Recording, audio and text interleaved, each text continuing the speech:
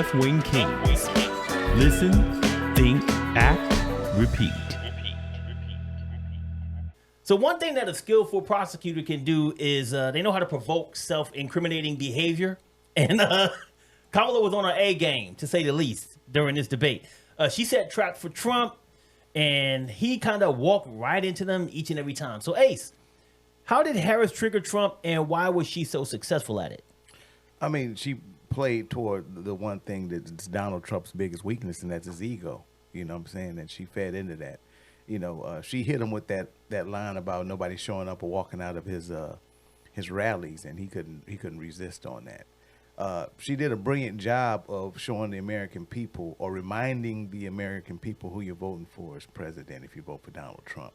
You know, basically, a narcissistic person who's really out looking out for himself, and ain't really interested in making your life any better. And she utilized this debate skillfully to kind of show people who he actually was in that light. Yeah, I thought it was.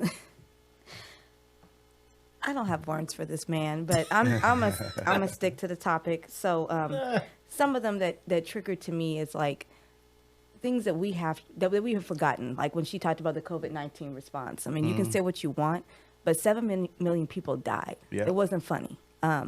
And what he did with that moment was that since he tried to downplay it for so long, that's why we were in the situation that we were in. We don't know what would happen. Again, we can't go back in time, but if he addressed it and thought it was something serious, we might have been in a different circumstance. So I think that her shedding light onto really important topics and things like that, because you got people in the audience who've lost family members. The other one to me was the Health Care Act, and whether you want to call it Obamacare, Affordable Act, and him wanting to get rid of that. Again, whether you agree with it or not, he helped a lot of people when he had the Affordable Care Act. Okay, there was people who didn't have insurance, now they do.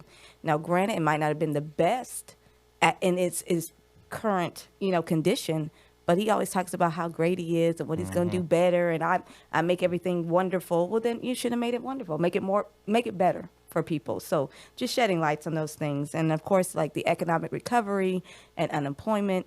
Again, you had people who lost their jobs.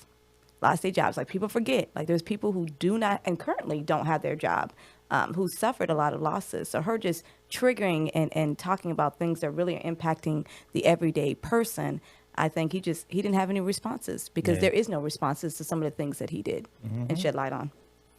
Yeah, I mean, she played right into it. And it's one thing, when you were talking about that I always tell people when they remember about Trump, is the one thing Trump can't do is govern.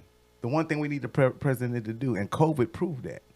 Horrible at governing crisis. You know what I'm saying? Like, he had prior knowledge about this disease. He denied it because he didn't want the economy to crash, because he knew if the economy went down, that was going to lessen his chances of being president again. So he lied to us.